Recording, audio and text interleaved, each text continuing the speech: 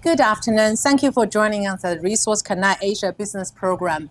This series is called a Better Living Showcase interview series. My name is Gloria.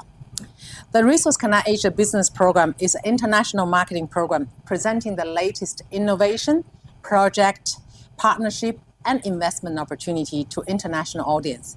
This program is multilingual, and we do it in audio and video format. The program is hosted by Australian Association of International Business and also in collaboration with Interland Marketing. And both organizations are founded in Perth, West Australia. So today, my intention is to introduce Anthony to the audience and also let Anthony to tell us the story behind this amazing product. I remember the first time we talked about it, it's about 5 years ago. Is that correct? That's correct, Gloria. It's been a while, and I think, as most of the audience will know, COVID slowed a lot of small businesses down. And I had been researching Kakadu plum for probably just on that 5 or 6 years ago. All right.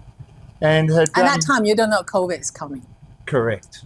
None of us did. No. So I kept researching. There wasn't a lot of data around for the actual Kakadu plum, for the actual plum itself. There had been some research from the Queensland University in Australia, and they had found that it was difficult to grow the Kakadu plum in actually a field situation, that it was always going to be in the Australian outback, and no one would ever be able to grow it and cultivate it on mass scale. What is a Kakadu plant? Can you tell us a bit more? I don't think I've seen that plant before. So that plant... It's a native plant, right? It's a native Australian plant, and it is only grown in the northern states, northern geographical part of Australia. Right. The plum itself, most people would assume that it is purple. Yes. Of course, because we all know the purple plum, and we know purple is very good for us for our health. Purple carrots, purple plum, and blueberries. So it is a very small plum, about this size. And I describe it to people as being a baby mango. So it has the same texture in the flesh, the skin of a mango. The flesh is very soft, and it has quite a large seed inside it. Can you consume it just orally like the fruit itself, or you had to mix it with other things? So, Gloria, that's a very good question. So the Indigenous Aboriginal Australians for 60,000 years have used the Kakadu plum in various formats. So they will actually take the skin off the plum, and they will dry the skin out. They will also then dry the flesh out as well. And the seed is, they don't use the seed for anything. So the seed is left. And where it's grown in Northern Australia, with the temperatures being over 45 degrees most of the year, the skin and the flesh will just naturally dry out in the heat. So they would use the flesh to chew on, and the flesh, when they were chewing on, that would help with their sleeping habits. So they found that it actually gave them, time to just relax and get to sleep. And then with the flesh of the plum, Gloria, they would then, once it was heated and became a little bit hard, they would grind the flesh down. And the reason that they would grind the flesh down was, it was first, from the research that's been done, it was first used if you cut yourself or had an abrasion. So they would take the powder, mix it with water, and then they would apply it to the cuts and the abrasions. And most of the Aboriginals that were doing that were surrounded by water. So they were getting cuts on their feet, they were getting cuts travelling through the bush. And what it was naturally with the Kakadu plum and the heat, it would create a scar immediately. So basically... That's right. May I asking, means it's rich in vitamin C, antioxidant? Correct, Gloria. And there's also omega-3s and omega-6s in the product as well. There's zinc from a vitamin situation as well. But when you ask about how else they used it, then once it was dried, even if they didn't create it into a powder, then they would eat it for health benefits. So it had multiple uses for the Indigenous. How come we never heard about it before? How did you find it? It's a very good question, Gloria. So what actually happened was, back in probably about 2015, there was a movement in the Northern Territory funded by the government to basically look at indigenous products, to look at native products. So they started to look at lemon myrtle, which is a flavour. They looked at saltbush instead of using our normal table salt. Then they obviously started to look at Kakadu plum. And Kwandong, which is called a bush tomato, they started looking at that. And they started getting more and more research. But the biggest thing was that so many people just wanted to get into the industry, and the indigenous protected it. So the traditional owners, unless you're dealing with them, you cannot source these products. So I think a lot of people that looked at products like this said this is not commercially viable. Haven't got enough quantity.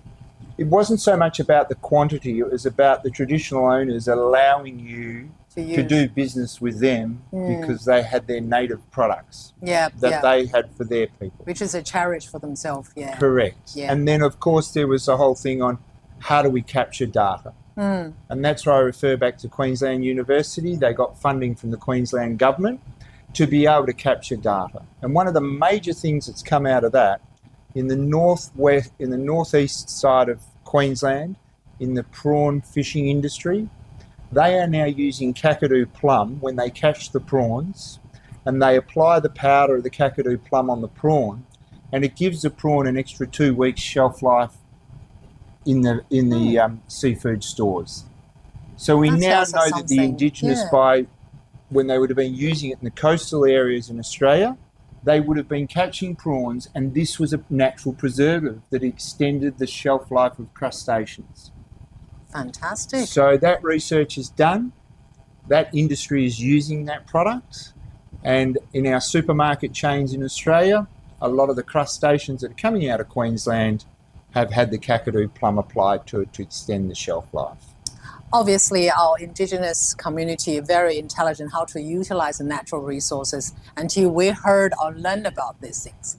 But tell us, how do you thinking about when you see the plant, oh, that plant is good, instead of consume yourself, you come up with a business idea, turn it into a product. Tell me about the story behind how the idea was come together. So, Gloria, I come from a manufacturing supplement background, manufacturing supplements and vitamins in powdered forms. And I was approached by a group out of Victoria who wanted to investigate using Indigenous products. They were a very high-level commercial company, and they sourced my knowledge of what I was doing with supplements. We sourced the #1 Indigenous chef in Australia, a fella called Andrew Felke. He comes out of Adelaide, and he had his own business called Creative Native. So he has been foraging for years, has great relationships with traditional owners. We put the group together, and I made some test products for this group. When we looked at commercialising it, unfortunately, the group disbanded. So what I could see was I had proven to myself and to the group that I could take an electrolyte base and add the Kakadu plum to it, and then from there use natural flavours to commercialise a beverage product. Where do you conduct this research and test work? So what we did was we used the TGA factory here in Western Australia that I deal with my supplements, and that's where we did our testing. So we had a base formula, Gloria, and then we knew that by adding X amount of Kakadu plum with the benefits that we know, that it is the world's highest level of vitamin C and the world's highest level of antioxidants in the Kakadu plum, and that is documented. There is data around that we were going to be able to produce this excellent electrolyte beverage that would not only rehydrate you, it had the opportunity to give you a whole immunity boost as well. And all of the natural ingredients, the flavourings that I use as well, there's no artificial flavourings, there's no preservatives, there's no additives, and there's no fillers. So we wanted to bring a pure product to market. And at that stage, Gloria, we were looking at a 600 ml offering. So that compared to this, today we have a couple of a sample product. Correct. It is very cute. So easy to carry. That product there is now a 100 ml shot, because there was no benefit in adding additional volumes of water for the end consumer. And we know that with something like this product, one of these 100 ml shots gives you enough natural vitamin C, antioxidants for about 3 to 4 days. Oh, that's beautiful. So every 3 or 4 days you consume one bottle? Correct. That's sufficient. That's sufficient. That's good, because I have so many pills and supplement every day. I don't know how I can fit in more. So the other thing there is, Gloria, the level of vitamin C in this beverage is over 220% of the regular daily intake. So this is why you don't have to have the product every day. Whereas most people that are taking vitamin C in a capsule or tablet form, most of them are synthetic, they're not natural. So what they take longer to get into the system and break down, and they also take longer for the system to have a result. So basically with my product, with this immunity boost, that level of vitamin C and antioxidants is in your system within about 20 minutes.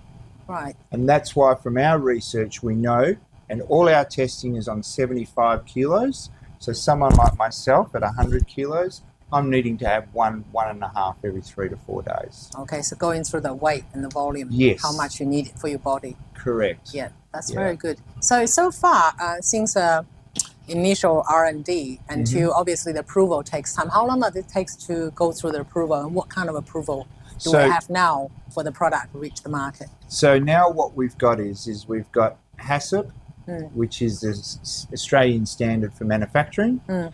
We aren't able at the moment to register it with the TGA. Okay. But our ingredient list, all of our ingredients are actually on the TGA listing. And because we're producing a beverage, we can't at the moment get a Austell number, which is linked to the TGA. This is what we're looking for in the future, because the pharmaceutical market is all full of regulation, registration.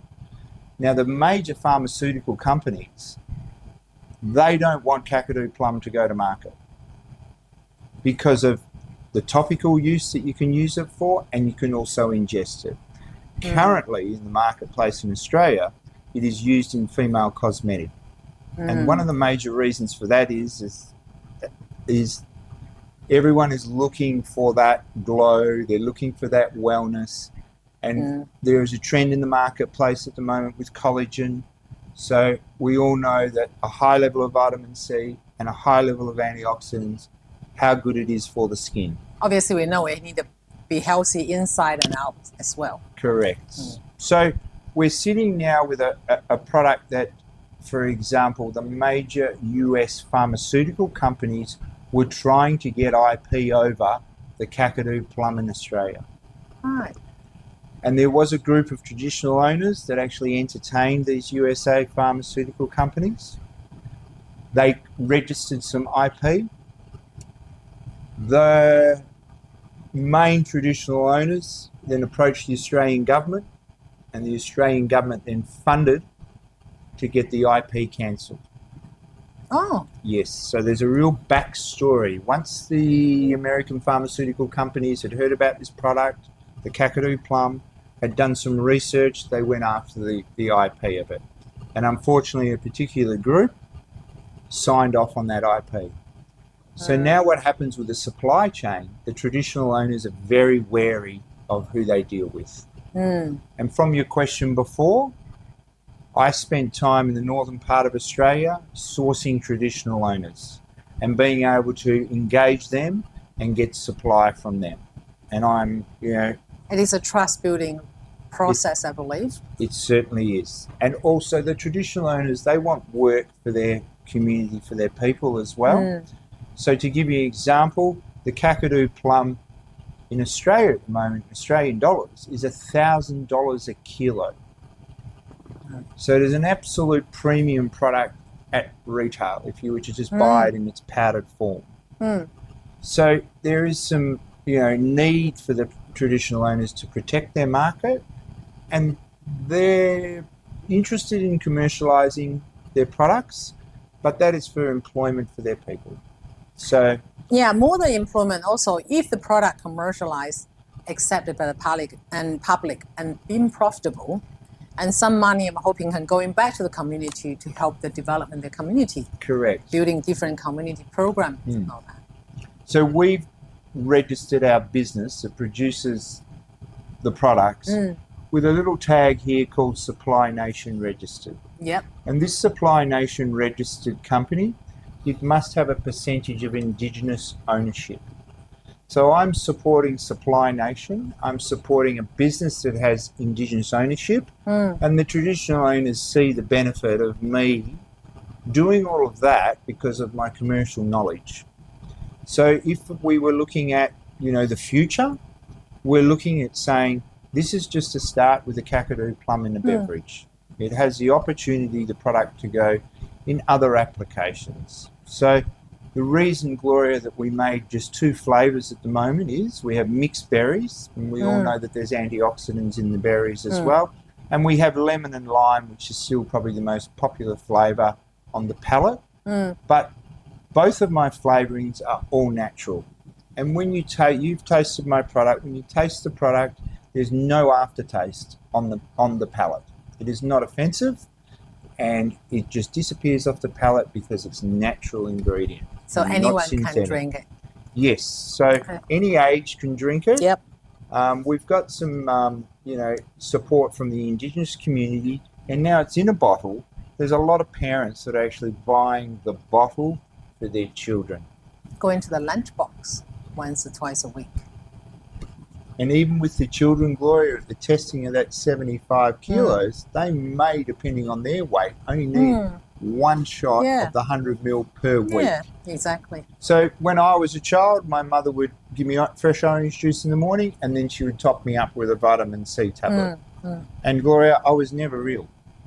I never got sick as a child because I think of the high level of vitamin C, and as we know, the good balance of diet.